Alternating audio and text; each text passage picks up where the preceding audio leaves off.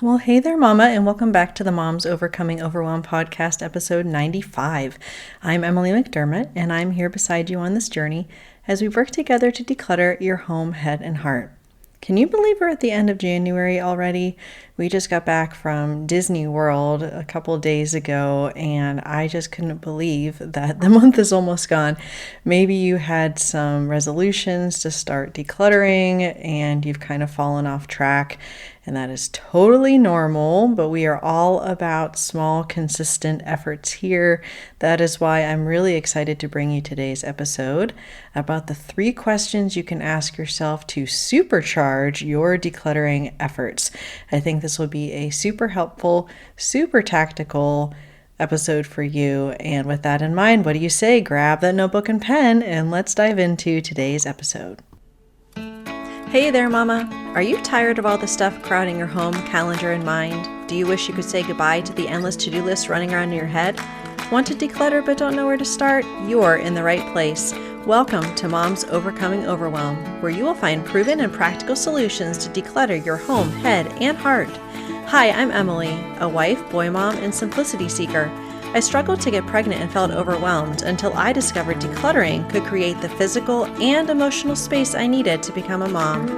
Now, 2 kids later, I've transformed my life and motherhood by developing simple systems around decluttering, capsule wardrobes, kid stuff, cleaning and tidying, meal planning, time management, and more, and I can't wait to share them with you. If you're ready to reclaim the time and energy you crave, be present with your kids, and finally enjoy the life and motherhood you so deserve, let's kick overwhelm to the curb, shall we? Grab your lukewarm coffee, your notebook and pen, and clear off some counter space. Let's do this. I want to make sure you check out the show notes today because there's going to be a lot of great stuff there, not only the related episodes to what we're talking about today, but also some information about some upcoming summits that I am participating in, as well as some other information that you don't want to miss because we are doing challenges again in the Facebook group, tinyurl.com/moms overcoming overwhelm. We're doing actually a reset challenge this week, and then we'll go back to some of our more regular decluttering challenges in the future. It really is the best way to get accountability for your decluttering journey. And the other thing that I want to remind you of is the coaching that I offer. And I have heard from a lot of you who have written reviews lately, which we're going to get into the winner of the 100K giveaway here in just a minute. But you have really told me how the podcast episodes have helped you, how you've been able to take what we talk about here and turn it into action. And that is what I want the most. I want to be able to help moms declutter their homes, heads, and hearts. That's why I'm here. So if you're able to do that by yourself and do it consistently, that is fantastic. If you need additional support, come into the Facebook group. But if you need hand-holding, an exact plan, what do I do today? What do I do tomorrow? What do I do the next day? A 1-hour coaching session with me can really put you on the right track. And I am going to be having some episodes coming up here shortly about how it has helped some of the ladies that were in the Facebook group and got coaching, and how it really, talking about Supercharge, really supercharged their efforts. So definitely check out the show notes today with all of those important links. All right, let's jump into these 3 questions, and they kind of build on each other. So the first question that we have is, what is the natural boundary or container that I can use for this category of item? So we talk a lot here about the container concept, which is way back in episode 6, but it is from Dana K. White, and it is an artificial boundary around a category of things. So a natural container or boundary might be a drawer, it might be a bookshelf. I was just thinking as I got ready this morning, I have a little basket with my toiletries that I can take out from under my vanity. That's like a natural container. And also we can have sub-containers or sub-organized sections of a container. For example, my dresser drawer, I'm not very fancy. I take Amazon boxes or shoe boxes to make them fit the drawer, and then I might have my socks in one section and my underwear in another section, my bras in another section, but I'm able to use that container concept for those subcategories of things within that boundary. And so we don't need to run to the container store and get all the bins and all the things. We can use what we have, and we want to get comfortable with that natural boundary. So we're going to be playing the game that I love talking about, right? Love, like, maybe, no, where we pick that boundary and we start with the things that we love and we use, then we move to the things that we like. And when we start getting to those maybes, that might be, we decide, okay, I'm just going to declutter it. Or you use the out of sight, out of mind bin to put it away and delay that decision temporarily, see whether you actually need it, and then decide whether you can let it go. And obviously for the no's, that would be decluttering right away or throwing away. So that is kind of the first question that is going to be our baseline for decluttering. And I just want to give an example of a bookshelf because I feel like it's a really great visual example. But let's say instead of one bookshelf, you had like 5 bookshelves, okay? So you're filling it with what you're using and what you're loving. And the point is that books aren't all over the place. They're not on the floor. They're not on the kitchen table. They're not in your, kids' rooms. They're not all over the place. You have one designated spot for those books, but perhaps in this case, you love books so much that you have 5 full bookshelves. That is kind of like the first go round using that natural boundary or container concept. And then we're going to move on to question number 2, which is kind of the second step. And this I feel like is really important and is sometimes missed when we're doing decluttering, which is, does the container reflect the value that I place on this item? Here's what I mean by this. Let's go back to the bookshelf example. Okay, you have all the books on the bookshelves. That's great. And you have 5 bookshelves. So the question is, do you actually value 5 bookshelves worth of books? Do you want to be cleaning them? Do you want to be dealing with them all the time? Do you want to be trying to find books within 5 bookshelves? Do you use them all? Perhaps the answer is yes, and so you can keep that amount. But if not, you can consider changing that boundary based upon what actually matters to you. Here's another example. Let's say your kids have 30 pairs of pants in their drawers. Do they actually wear them all? Have you ever done an audit of what they actually wear? I know, at least for my boys, there are certain pairs of pants that they don't really like because maybe they fall down a little bit or they're not super comfortable. And so one thing you can do, which is kind of a trick, is do what I like to call the to the left hack. I always think of the Beyonce song, right? To the left, to the left.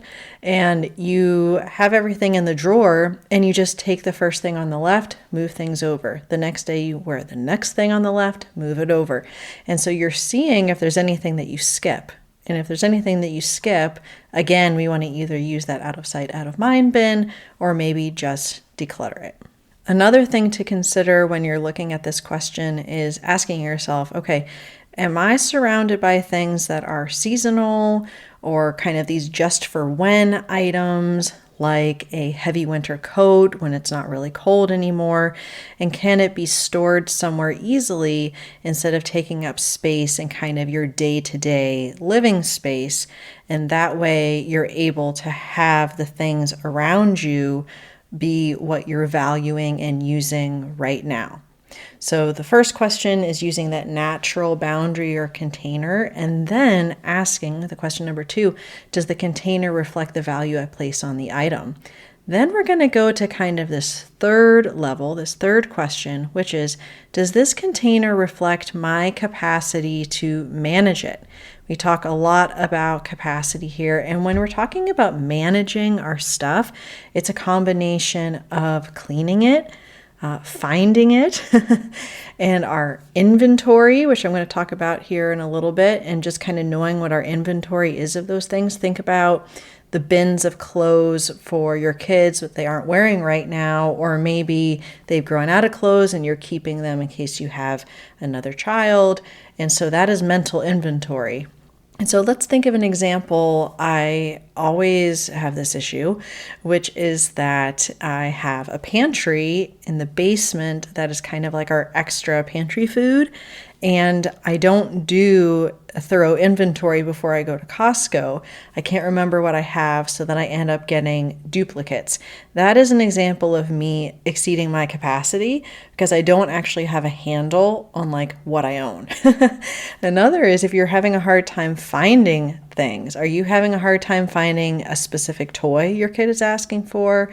Library books, maybe there's a certain piece of jewelry you want to wear, but you can never find it. If you can't find what you need, then you're exceeding your capacity. Now think about this. You are out shopping and you're not sure whether you have something. And so you call your husband.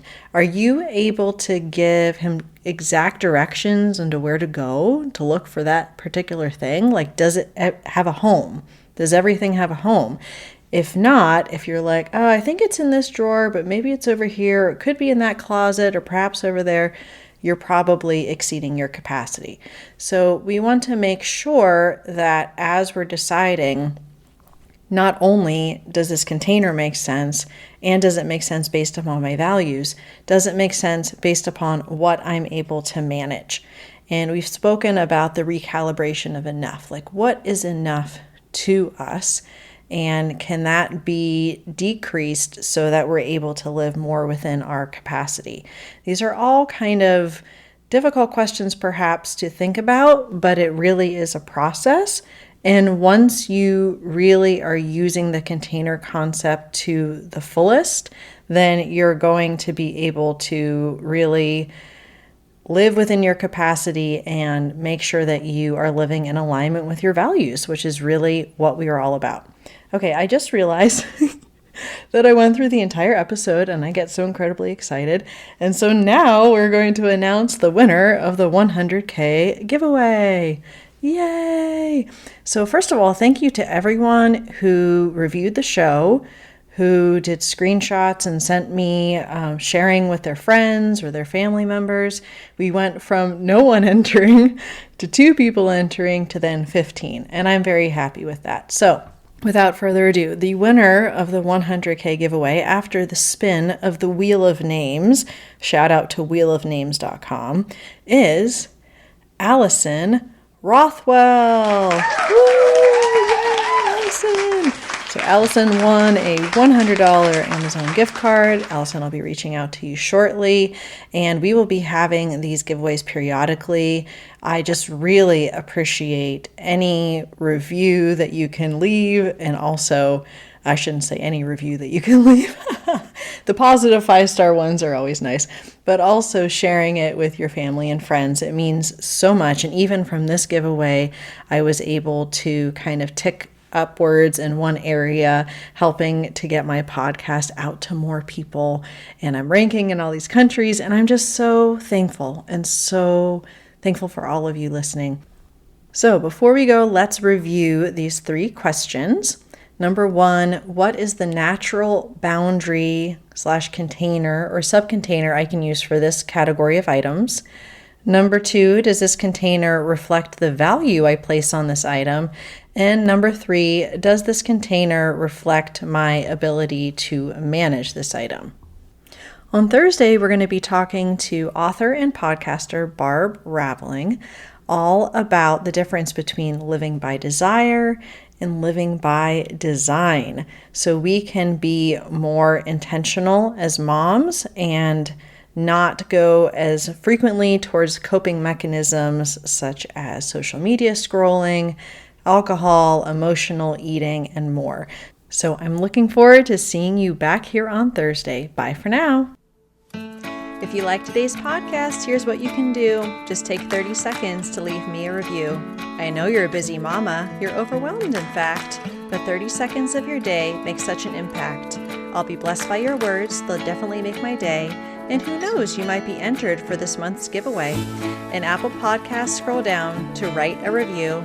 Thanks so much for your time. I'm so grateful for you.